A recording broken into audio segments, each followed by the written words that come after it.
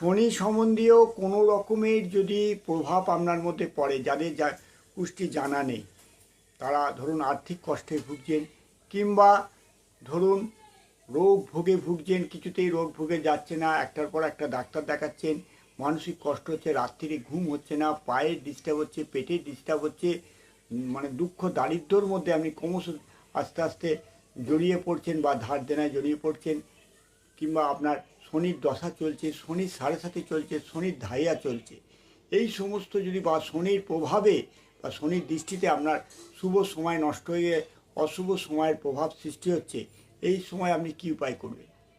এই সময় অনেকে বলে শনির বিষয়, শনিবারটা মানুন, আবার কেউ বলবে যে শনির কোনো রত্ন ধারণ করুন, কিন্তু এই সময় একটাই উপায়, সেই উপায়টা করলে কিন্তু আপনি এর থেকে মুক্তি পাবেন। সেই উপায়টা কি না, ছায়া দান করুন। ছায়াটা কিভাবে দান করবেন? দেখুন, ছায়াটা দান করতে গেলে আপনাকে একটা মাটির পাত্র নিতে হবে, বড় পাত্র কিংবা স্টিলের পাত্র। সেখানে আপনার 1 কেজি 250 মতন বা তার আপনার পরিমাণ বা 250 মতন একটা সর্ষের তেল সেটাকে নিয়ে আপনার শরীরের মুখের চেহারাটা সেটার মধ্যে দেখে সেটা কোনো গরিব দুঃখীদের দান করে দিন। এটা করতে হবে কি, শুরু করতে হবে কি 8টা শনিবার পর পর করতে হবে।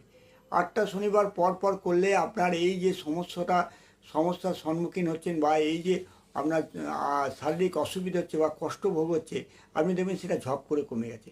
কি করবেন না, একটা স্টিলের পাত্র হোক, একটা মাটির পাত্রে হোক, 1 কেজি 250 সর্ষের তেল নিতে হবে। যদি 1 কেজি 250 না নিতে পারেন, 250 তেল নিন, সর্ষের তেল নিন। দেখুন, সেখানে আপনার মুখের ছাওয়াটা দেখবেন, আপনার শরীরের ছাওয়া দেখে ছায়া দান করুন। ছায়া দান করলে আপনার যত রকমের সমস্যা, শনি সম্বন্ধীয় যত রকমের সমস্যা, সেটা থেকে আপনি অবশ্যই মুক্তি পাবেন। এটা করে দেখুন, পরপর 8টা সপ্তাহ করতে হবে। কৃষ্ণপক্ষের শনিবার, অর্থাৎ কৃষ্ণপক্ষের শনিবারটা কখন হচ্ছে না, পূর্ণিমার পরে যে শনিবার পড়বে। এটা করে দেখুন, আপনি